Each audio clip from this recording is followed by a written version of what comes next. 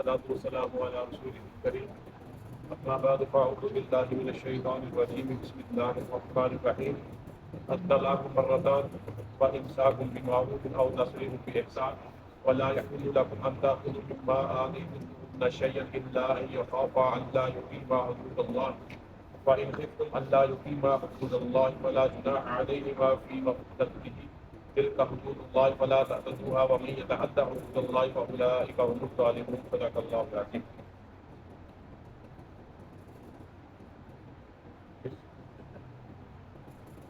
اللهم صل على محمد وعلى آل محمد كما صليت على إبراهيم وعلى آل إبراهيم إنك حميد مجيد. اللهم بارك على محمد وعلى آل محمد كما باركت على إبراهيم وعلى آل إبراهيم إنك حميد مجيد. رب زدني علما رب زدني علما رب زدني علما رب اشرح لي صدري ويسر لي أمري واحلل عقدة من لساني يفقهوا قولي. ارشاد باری تعالیٰ ہے الطلاق مرتان، طلاق دو مرتبہ ہے، وامساک بمعروف او تسريح باحسان، پھر بلائی کے ساتھ روک لینا ہے یا نیکی کے ساتھ چھوڑ دینا ہے. ولا يحل لكم ان تاخذوا، اور نہیں ہے جائز تمہارے لیے کہ تم ان سے لو مما آتیتموهن شيئا، جو تم نے انہیں دیا ہے، الا ان يخافا الا يقيما حدود اللہ، مگر یہ کہ دونوں ڈریں کہ اللہ کی حدیں قائم نہیں رکھ سکیں گے. وان خفتم الا يقيما حدود اللہ، پھر اگر تمہیں خوف ہو کہ دونوں اللہ کی حدیں قائم نہیں رکھ سکیں گے، ولا جناح علیہما فیما افتدت به، تو ان دونوں پر اس میں کوئی گناہ نہیں، عورت معاوضہ دے کر پیچھا چھڑا لے. تلک حدود اللہ فلا تعتدوها، یہ اللہ کی حدیں ہیں سو ان سے تجاوز نہ کرو. ومن یتعدی حدود اللہ، اور جو اللہ کی حدوں سے تجاوز کرے گا، فاولئک هم الظالمون، سو وہی ظالم ہیں. یہ آیت مبارکہ اور اس سے باقبل جو آیات ہیں وہ نکاح اور طلاق کے حوالے سے اہل ایمان کی رہنمائی کر رہی ہیں. اس آیت مبارکہ میں طلاق کے حوالے سے کچھ احکامات بیان ہوئے ہیں. جیسے کہ پہلے بھی یہ بات بیان کی گئی کہ ایک عورت اور ایک مرد کے درمیان جو رشتہ ازدواج ہے، نکاح کے ذریعے اسلام نے شریعت میں رہ کر دونوں کو پابند کیا ہے. مرد جب نکاح کرے کسی عورت کے ساتھ، اس کی پوری جو رعایت ہے، جو حقوق ہیں، جو حدود ہیں، جب تک ان کو گروہ کار نہیں لائے گا نکاح نہیں ہوگا. اور اسی لیے نبی علیہ الصلوۃ والسلام نے جو ارشاد فرمایا النکاح من سنتی فمن راغب عن سنتی فلیس منی، نکاح میری سنت ہے، جو کوئی اس سے اعراض کرے اس کا مجھ سے کوئی تعلق نہیں. مطلب اس کا جیسے کہ پہلے بھی عرض کیا گیا کہ نکاح کے ذریعے ہی ایک مرد اور عورت آپس میں اپنے تعلقات کو آگے بڑھا سکتے ہیں.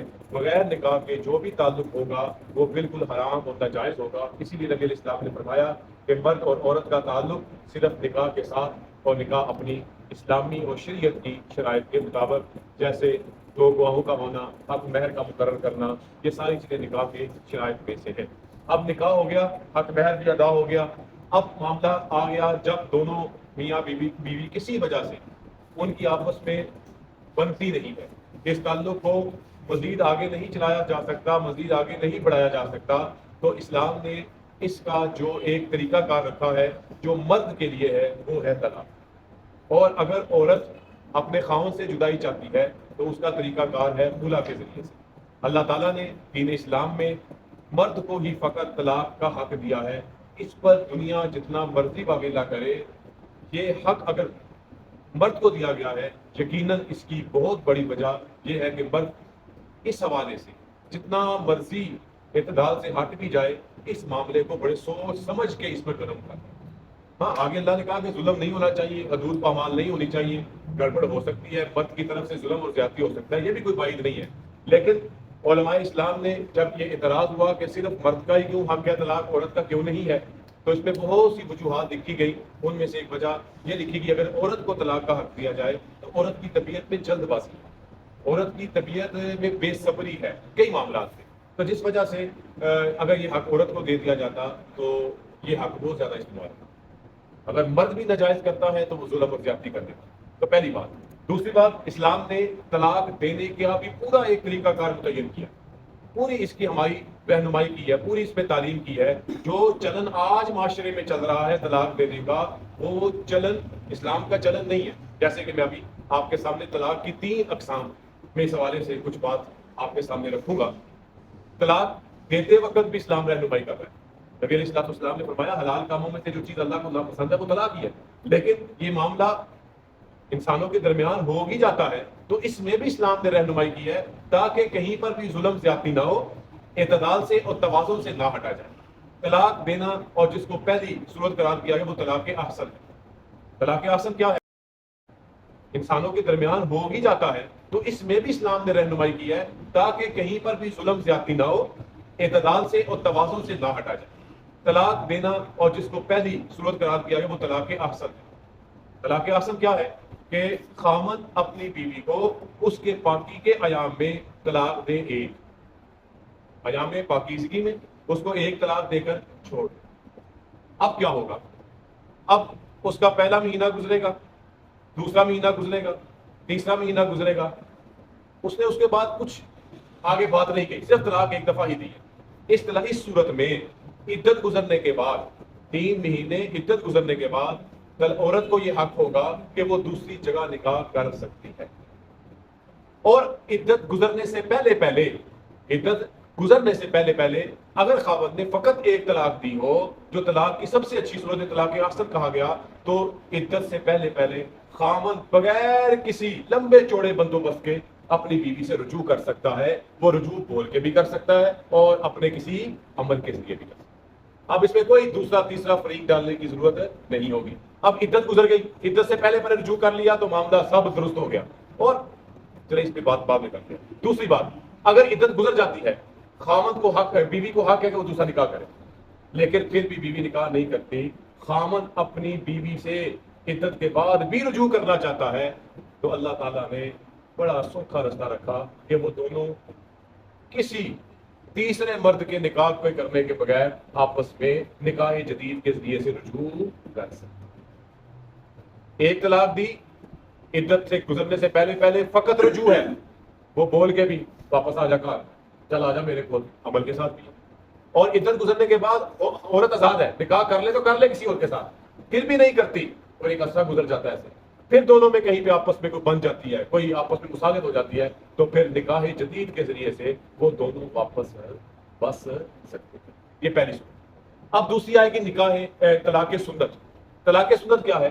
خاوند نے اپنی بیوی کو طلاق دی ایک، دوسرے مہینے میں طلاق دی دوسری، اور پھر چھوڑ۔ اب جب 2 طلاقیں ہو گئی، پہلے مہینے میں ایک دی، دوسرے مہینے میں دوسری دی، پھر بات ختم ہو گیا، چھوڑ دیا۔ عدت گزرنے سے پہلے وہ اب رجوع کرنے کے لیے ان کو نکاح جدید کرنا پڑے گا، اور اگر عدت گزر گئی تو پھر بھی نکاح جدید کی ضرورت ہوگی۔ تو 2 طلاقیں دی، ابھی 3 پکی نہیں۔ طلاق بدعت کیا ہے؟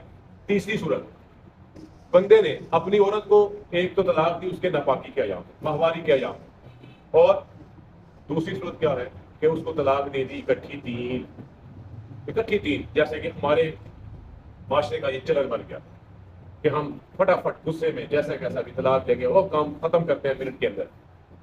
فقہائے احناف بلکہ ائمہ اربعہ چاروں کے نزدیک، امام مالک، امام احمد بن حنبل، امام شافعی، امام ابو حنیفہ، چاروں کے نزدیک 3 طلاقیں دی ہوئی واقعہ ہو جاتی ہیں اگرچہ یہ کرنا گناہ ہے، اور پھر واپسی کی کوئی صورت باقی نہیں رہتی۔ وہ صورت جو باقی رہتی ہے اس کا تذکرہ اللہ تعالیٰ نے آیت نمبر 200 بلکہ اگلی آیت میں کیا، 230 میں کیا، فَإِن طَلَّقَهَا فَلَا تَحِلُّ لَهُ مِن بَعْدُ حَتَّى تَنكِحَ زَوْجًا غَيْرَهُ، کہ جب تک وہ دوسرا نکاح نہ کہیں پہ ہو، پھر اس سے نہ بنے، یا خامد فوت ہو جائے، اس نے چھوڑ دیا، یا خامد مر گیا، تو پھر واپس لوٹنے کا راستہ بھی بن سکتا ہے۔ اس لیے اپنے موقع پہ ہم گفتگو کریں گے۔ بہرحال طلاق کی 3 صورتیں آسن ہیں، بڑی سوکھی سی ہے، دروازے کھلے ہوئے ہیں، کبھی غلطی کا احساس ہو جائے، کبھی اپنے بچوں کا خیال آ جائے تو رجوع ہوتا ہے۔ دوسری سنت ہے، اس میں بھی رجوع کی صورت ہے نکاح جدید کے ساتھ، اور تیسری میں تو کوئی ہم رستے سارے بند کر دیتے ہیں اور پھر ہم بہانے تراشتے ہیں، غصے میں دی پناہ دی تھی، طلاق غصے میں دی جائے، لطیفے سنا کے دی جائے، ہنس ہنس کے دی جائے، طلاق طلاق ہے۔ نبی کریم صلی اللہ علیہ وسلم کی حدیث ہے، ترمذی میں اس کو روایت کیا گیا ہے، نبی علیہ السلام نے فرمایا 3 چیزیں ایسی ہیں چاہے وہ حقیقت میں کہی جائیں یا مذاق میں کہی جائیں وہ واقعہ ہو جائے، ایک نکاح، ایک طلاق، اور تیسرا رجوع۔ ایک نکاح آپ دیکھیں جو ڈراموں میں نکاح ہوتے ہیں، اگر وہ پوری چیزیں پائی گئی ہیں، گواہ بھی موجود ہیں، مولوی صاحب بھی، وہ یہ خطبہ پڑھنا سنت ہے، نہ بھی پڑھا جائے، صرف دونوں سے جاب و قبول ہو جائے، چاہے مذاق میں بھی وہ نکاح ہو جاتا ہے۔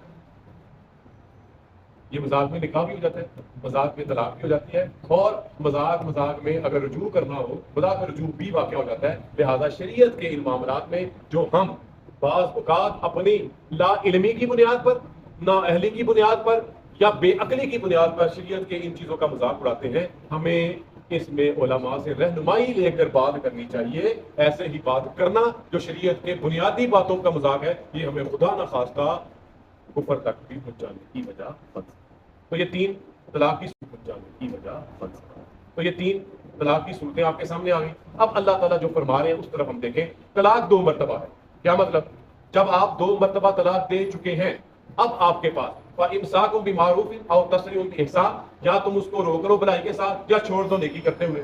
روکنا کیسے ہے 2 طلاقوں کے بعد؟ وہ نکاح جدید کے ساتھ، ابھی وقت موجود ہے، آپ نکاح جدید کے ساتھ اس کو روک سکتے ہیں، لیکن عدت کے بعد عورت آزاد ہے، وہ نکاح کر سکتی ہے۔ لیکن اگر پھر بھی اسے 2 طلاقوں کے بعد نہیں کیا ہوا، 5 6 7 8 سال گزر گئے نہیں کیا، اور 2 طلاقیں ہیں، بشرطے کے 2 طلاقیں ہیں، تو وہ بندہ اپنے بیوی کے ساتھ نکاح جدید کے ساتھ رجوع کرنے کا حق رکھتا ہے۔ وَإِمْسَاكٌ بِمَعْرُوفٍ، یا روک لیں نیکی کے ساتھ یا چھوڑ دے بھلائی کرتے ہوئے۔ وَلَا يَحِلُّ لَكُمْ أَن تَأْخُذُوا مِمَّا آتَيْتُمُوهُنَّ شَيْئًا، پھر اللہ فرماتے ہیں جب خاوند اپنی بیوی کو طلاق دے دے تو اس سے مہر کی واپسی کا مطالبہ مت کرے، یا جو کچھ اس نے اس کو دیا ہے اس سے اپنا مطالبہ نہ کرے۔ اگر ہم اس کو وسیع معنی میں دیکھیں تو خاوند کہہ دے کٹ 5 سال دے، روٹی دے پیسے دے، پیسے ہی غیر اخلاقی، میں نے تجھے اتنے جوڑے دیے وہ نکال، غیر اخلاقی ہے۔ مہر تو بالکل ہی مانگنا غیر اخلاقی بھی ہے اور غیر شرعی، تو وہ نہیں مطالبہ کر سکتا اپنی دی ہوئی چیزوں کا جو اس نے اپنی بیوی کو دی تھی کہ اب تم مجھے واپس کرو۔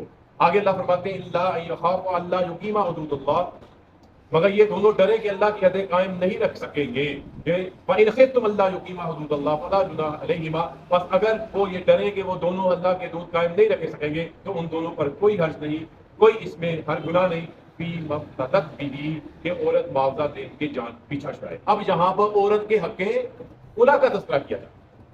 پہلی صورت میں حق طلاق تھا جو خاوند کا تھا، یہاں پر جب عورت خلا لینا چاہتی ہے، عورت تنگ ہے، عورت علیحدگی چاہتی ہے، اس کی کئی وجوہات ہو سکتی ہیں، اور وہ وجوہات اس کو قاضی کے سامنے، عدالت کے سامنے ثابت کرنی ہوتی ہے کہ میں کیوں اپنے خاوند سے، اور پھر اس صورت میں جب خاوند اپنی بیوی اپنے خاوند سے جدائی لے رہی ہے تو اس وقت وہ اپنے حق مہر کو چھوڑ کر کہ میں تم سے حق مہر نہیں لیتی، میری جان ہے چھوڑ دیں۔ اللہ تعالیٰ یہاں پر اس کو اس طرح سے بیان فرما رہے ہیں تلک حدود اللہ فلا تعتدوها، یہ اللہ کی حدیں ہیں تو ان سے تجاوز نہ کرو۔ مطلب یہاں پر کیا ہے کہ اگر خامن طلاق دینے میں ظلم اور زیادتی کر رہا ہے، یہ اللہ کی حد ہے، اس میں بھی حد سے تجاوز نہ کرو، زیادتی اور ظلم کہیں پر بھی ہونا نہیں چاہیے۔ اور نمبر 2، اگر عورت خلا لینے میں زیادتی اور ظلم کر رہی ہے، بغیر کسی مناسب وجہ کے جدائی اختیار کر رہی ہے، وہ بھی اللہ کی حدود کو توڑ رہی ہے، وہ بھی اس میں حد سے تجاوز نہ کرے۔ ظاہری طور پر، دنیاوی طور پر وہ جدا تو ہو جائیں گے، خاوند نے بھی طلاق دے دی، کچھ خاوند کے حق میں بولیں گے، کچھ بیوی کے حق میں بولیں گے، عورت نے بھی خلا لے لیا، کچھ عورت کے ساتھ ہو جائیں گے، کچھ مرد کے ساتھ ہو جائیں گے، لیکن اللہ تعالیٰ ان کی دلوں کی نیتوں کو خوب جانتا ہے، وہ اس ظلم و زیادتی کا حساب خود ان سے جس سے کرنا ہوگا روز محشر میں کر دے گا۔ وَمَن يَتَعَدَّ حُدُودَ اللَّهِ، اور جو اللہ کی حدوں سے تجاوز کرے گا، وَأُولَٰئِکَ هُمُ الظَّالِمُونَ، سو وہی ظالم اور ظلم اللہ کو پسند۔ اللہ تعالیٰ ان معاملات کو ہمیں سمجھنے کی اور حتی الامکان بچنے کی توفیق عطا فرمائے۔ وآخر دعوانا الحمدللہ رب العالمین، والصلاۃ والسلام علی رسول کریم۔ ربنا آتنا فی الدنیا حسنۃ وفی الآخرۃ حسنۃ وقنا عذاب النار۔ ربنا لا تزغ قلوبنا بعد إذ هديتنا وهب لنا من لدنك رحمة إنك أنت الوهاب۔ صلی اللہ تعالی علی خیر خلقہ وعلی آلہ